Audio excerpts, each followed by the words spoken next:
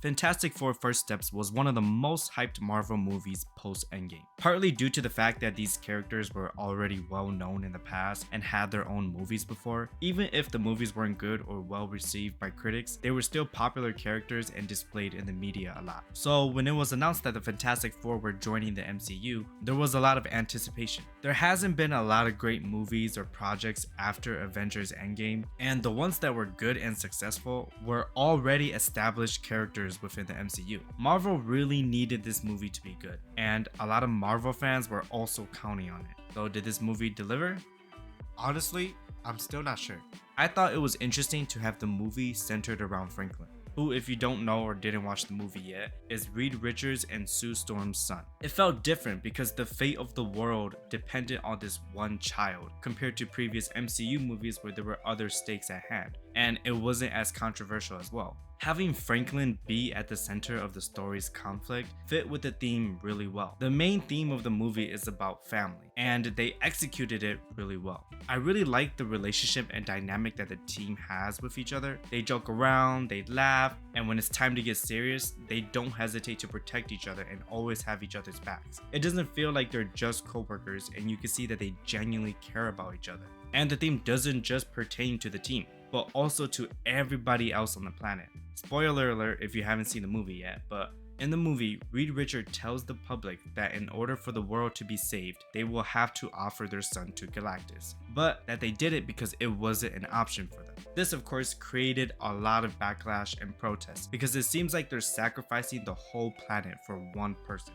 One of my favorite scenes in the movie is when Sue Storm addresses the public that she would not sacrifice her son in order to save the world, but at the same time, she would not sacrifice the world for her son. And it kind of just shows that they consider the whole world their family and that they would never leave one of their own behind. They're willing to face everything together instead of having the situation be black or white. One thing I really like about the movie is that we are brought into their world immediately without spending a lot of time on an origin story or introductions. And this is the same with the Superman movie. I really like that we were just brought into Superman's world and we didn't have to focus on an origin story at all. I'm okay with that, because if you try to add in an origin story while building up to an important conflict, it's just going to take too much time and usually isn't done well within a movie without being rushed. It's better to see the impact and struggles that these characters currently have in their established world. All of the Fantastic Four characters were likable, and I really want to see more of them in the future.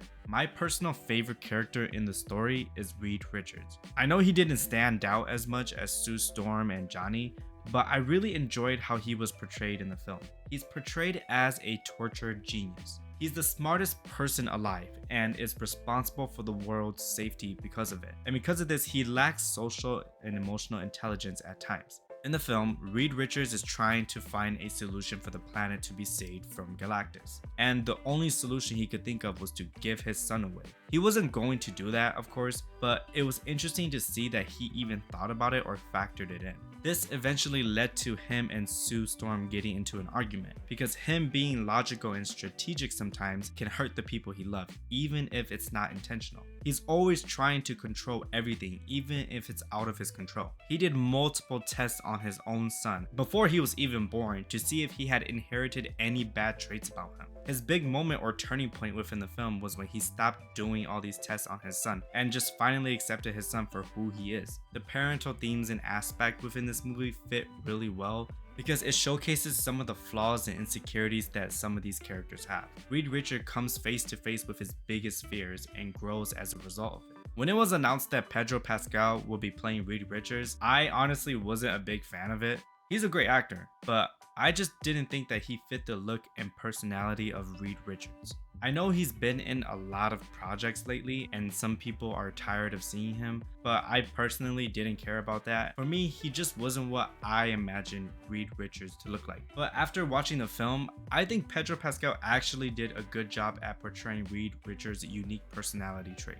I know that there's rumors that Reed Richards is going to be the next leader in the Avengers, and I wouldn't mind that, to be honest. On the other hand, Sue Storm's character was great as well. I think she definitely stole the show as the most memorable character in the movie. Her character sets the emotional tone within the story and portrays the theme of a mother's love. She wasn't just a girl on the team or a supportive partner to Reed Richards. She was a competent leader who was intelligent, courageous, and also the heart of the team. She became the glue that held the team together, and I think it was great that she had a big role to play within the film. I think Johnny Storm had a lot of charm within this movie. He had this fun, loving personality and was actually really smart as well, to the point where he was able to translate audio from dying planets and understand what the Silver Surfer was saying. And one of my favorite things about this movie is that everyone in the movie was smart in their own way and contributed to the team. They didn't just rely on Reed Richards to solve everything for them, even though he's the smartest man in the world. The only character that I wished had more development was Ben. I enjoyed how Ben's character was seen being with the community